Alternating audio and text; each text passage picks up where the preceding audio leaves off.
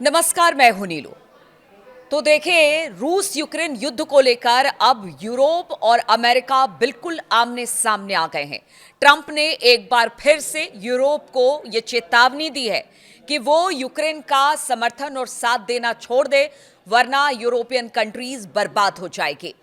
जी हाँ, तो यूक्रेन जंग के समाधान को लेकर लंदन में यूरोपीय नेताओं की अहम बैठक अभी 2 दिन पहले हुई थी और इस बैठक में ब्रिटिश प्रधानमंत्री कीर स्टारमर, यूक्रेनी राष्ट्रपति वोलोदिमिर जेलेंस्की, फ्रांसीसी राष्ट्रपति इमैनुअल मैक्रों और जर्मनी के चांसलर फ्रेडरिक मर्च शामिल हुए थे। इस दौरान स्टारमर ने कहा कि हम यूक्रेन के साथ खड़े हैं। अगर युद्ध विराम होना होगा तो वो न्याय संगत और स्थायी होना चाहिए, यानी कि जितने ईयू के देश हैं, यूरोपियन कंट्रीज हैं, वो सब इस वक्त यूक्रेन के साथ खड़े दिखाई दे रहे हैं। उन्होंने दोहराया कि ब्रिटेन युद्ध के दौरान भी यूक्रेन का समर्थन करेगा और शांति वार्ता में भी साथ देगा, यानी दोनों तरीके से जो यूरोपियन कंट्रीज हैं वो सब इस वक्त यूक्रेन के साथ हैं। दूसरी तरफ जेलेंस्की ने यूरोप, अमेरिका और यूक्रेन के बीच एकता को बेहद जरूरी बताया। देखिए, जेलेंस्की कह रहे हैं कि बिना अमेरिका के आए भी जो शांति वार्ता रूस के साथ होगी वो नहीं हो सकती है, इसलिए अमेरिका का भी साथ आना जरूरी है, यानी वो बीच का रास्ता लेकर चल रहे हैं। जेलेंस्की ने कहा कि ताकि रूस यूक्रेन युद्ध के अंत को लेकर मजबूत बातचीत हो सके। लेकिन अगर अमेरिका की बात की जाए तो ट्रंप के बेटे डोनाल्ड ट्रंप जूनियर ने 7 दिसंबर को कतर में आयोजित दोहा फोरम में कहा कि जेलेंस्की जानबूझकर जंग खत्म नहीं कर रहे हैं। ट्रंप जूनियर ने चेतावनी देते हुए कहा कि ट्रंप यूक्रेन जंग से पूरी तरह पीछे हट सकते हैं। तो ये चेतावनी दे दी गई है अमेरिका की तरफ से और ट्रंप भी बार बार यूरोपियन कंट्रीज और खासतौर पर जेलेंस्की को ये बात समझा रहे हैं और चेता रहे हैं। उन्होंने आगे कहा कि यूक्रेन के अमीर और भ्रष्ट लोग देश छोड़कर भाग गए हैं, लड़ने के लिए सिर्फ गरीब और आम लोग को छोड़ गए हैं। जब तक अमेरिका पैसा देता रहेगा, यूक्रेन शांति नहीं लाना चाहेगा। ट्रंप जूनियर ने यूक्रेन को रूस से ज्यादा भ्रष्ट बताया है। आप देखिए कि इस समय इस तरह की बातें अमेरिका की तरफ से कही जा रही है, जो ये बताता है कि वो रूस के साथ खड़े हैं और साथ ही साथ दबाव जेलेंस्की पर और यूक्रेन पर कि वो शांति का रास्ता अपनाए। हालांकि रूस यूक्रेन युद्ध रोकने के लिए अमेरिका ने 21 नवंबर को 28 पॉइंट का पहला शांति प्लान पेश किया था। प्लान के मुताबिक यूक्रेन को अपना लगभग 20% हिस्सा रूस को देना होगा। इसमें पूर्वी यूक्रेन का डोनबास का इलाका भी शामिल है। यूक्रेन मात्र 6 लाख जवानों वाली सेना ही रख सकेगी। ये सब शांति प्रस्ताव जो ट्रंप की तरफ से आया उसमें कहा गया है। अब नाटो में यूक्रेन की एंट्री नहीं होगी, ये भी इस शांति प्रस्ताव में है।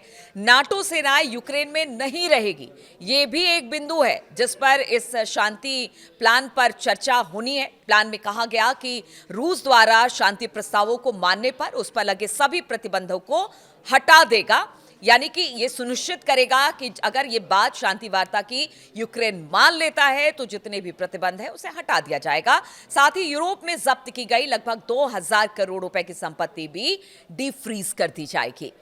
यूरोप के नेताओं का कहना है कि अमेरिका के शांति प्लान में यूक्रेनी सुरक्षा गारंटियों का तो जिक्र है, लेकिन साथ ही यूक्रेन से जमीन छोड़ने, सेना की संख्या कम करने और नाटो को यूक्रेन में सैनिक भेजने से रोकने की भी मांग की गई है। और यही वजह है कि यूरोप ने इसे रूस के लिए फायदेमंद बताते हुए इसे खारिज कर दिया और 23 नवंबर को जेनेवा में अपना 19 पॉइंटर काउंटर प्लान बनाया। यह योजना अब 20 सूत्री हो गई है, पहले 19 थी, अब 20 सूत्री हो गई है। ट्रंप ने इस पर नाराजगी जाहिर करते हुए कहा कि जेलेंस्की ने अभी तक अमेरिका के प्लान को पूरी तरह से नहीं पढ़ा है और इस बात का जिक्र बार बार करते रहे हैं ट्रंप ने कहा कि रूस तो मान रहा है लेकिन जेलेंस्की नहीं मान रहे। इसके बाद ट्रंप ने 7 दिसंबर को कहा है कि 7 दिसंबर को कहा था कि जेलेंस्की के लोग प्लान को पसंद कर रहे हैं, रूस भी मान रहा है, लेकिन जेलेंस्की तैयार नहीं लग रहे हैं। अमेरिका के राष्ट्रपति डोनाल्ड ट्रंप के खास दूत स्टीव विटकॉफ और दामाद जेनेरेड कुशनर ने 2 दिसंबर को वो रूस पहुंचे थे। वहां पुतिन से 5 घंटे बातचीत हुई। इसके बाद यूक्रेन और अमेरिकी अधिकारियों के बीच भी फ्लोरिडा के मियामी में बातचीत हुई ताकि किसी तरह की सहमति बन सके। अमेरिकी राष्ट्रपति डोनाल्ड ट्रंप के दूत और सलाहकार स्टीव विटकॉफ और ट्रंप के दामाद जेरेड कुशनर भी इसमें शामिल हुए। जेलेंस्की ने कहा कि विटकॉफ और कुशनर से उन्होंने फोन पर बातचीत की। इस बात की तस्दीक जेलेंस्की भी कर रहे हैं। जेलेंस्की ने कहा कि बातचीत को सकारात्मक उन्होंने बताया। ताकि दोनों पक्षों ने सुरक्षा गारंटी के ढांचे पर सहमति जताई, लेकिन कोई ठोस समझौता अभी नहीं हुआ है। ये बात जेलेंस्की खुद कह रहे हैं। जेलेंस्की ने भी ये भी कहा कि असली शांति तभी होगी जब रूस गंभीरता दिखाएगा। अब जानिए कि आखिर यूरोप इसे लेकर क्यों चिंतित है। क्या वजह है कि यूरोप यूक्रेन के साथ खड़ा है, ना कि रूस के साथ और अमेरिका जो शांति प्लान दे रहा है उसके साथ। अमेरिका चाहता है कि यूक्रेन पूर्वी इलाके यानी कि जो उसका पूर्वी इलाका है वहां से अपनी सेना को हटा ले और जेपोरोजिया न्यूक्लियर प्लांट रूस को सौंप दे। यूरोप कह रहा है कि ऐसा हुआ तो रूस 5 से 10 साल बाद फिर हमला कर देगा। यानी रूस की मंशा पर यूरोपियन कंट्रीज सवाल खड़े कर रही है। यूरोप को डर है कि यह प्लान रूस को फायदा पहुंचाते हुए यूक्रेन को कमजोर कर देगा, जिसका असर पूरे महाद्वीप की सुरक्षा पर भी पड़ेगा। फ्रांसीसी राष्ट्रपति मैक्रोन ने रूसी हमले की निंदा की है और कहा है कि रूस शांति चाहता ही नहीं, वो लगातार उकसावे वाली कार्रवाई कर रहा है। हमें रूस पर और दबाव डालना होगा ताकि ये शांति के लिए मजबूर हो सके। साथ ही मैक्रोन ने अमेरिका पर यूक्रेन को मजबूर करने का भी आरोप लगाया है। ब्रिटेन प्रधानमंत्री स्टमर ने कहा कि यूक्रेन अपना भविष्य खुद तय करेगा और शांति सेना यूक्रेन की सुरक्षा की गारंटी में अहम भूमिका निभाएगी। अमेरिकी प्लान यूरोप को साइडलाइन कर रहा है, ये इस बात का जिक्र भी यूरोपियन कंट्रीज कर रही है। ट्रंप प्रशासन के 28 पॉइंट्स का शुरुआती प्लान वार्ताओं में यूरोप को बाहर रखा गया है, जो कि यूरोपीय नेताओं को साइडलाइन जैसा महसूस हो रहा है।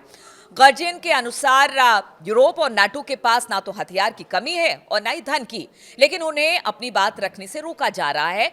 ऐसा इनसिक्योर फील कर रही है यूरोपियन कंट्रीज।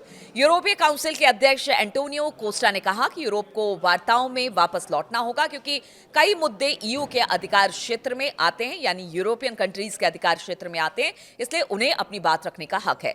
यूरोपीय उद्योग के अध्यक्ष उर्सुला वॉन डेन लेयन ने जोर दिया कि कोई भी शांति योजनाओं से पहले हत्याओं को रोका जाना चाहिए। ये सीधा सीधा रूस पर इस तरह का आक्षेप है, ना कि भविष्य के संघर्ष के लिए बीज बोने चाहिए। दूसरी ओर रूसी राष्ट्रपति व्लादिमीर पुतिन ने यूरोप को बताया कि शांति में बाधा, उन्होंने साफ तौर से और गाए बगाए हर मन से पुतिन को हमने सुना है कि उन्होंने कहा है कि यूरोपीय यूनियन जो है वो शांति में बाधा बन रहा है। पुतिन ने 2 दिसंबर को यूरोपीय देशों को कड़ी चेतावनी दी है। ये यूरोपीय देशों की चिंताओं को और बढ़ा रहा है। पुतिन बोले कि यूरोप के साथ युद्ध हुआ तो हालात अलग होंगे। पुतिन ने कहा कि रूस यूरोप से युद्ध नहीं चाहता, लेकिन अगर यूरोप युद्ध शुरू करता है तो फिर मामला इतना जल्दी खत्म होगा कि बातचीत करने का भी मौका नहीं मिलेगा। तो अब देखिए किस तरह से ये स्थिति अब धीरे धीरे बिगड़ती जा रही है।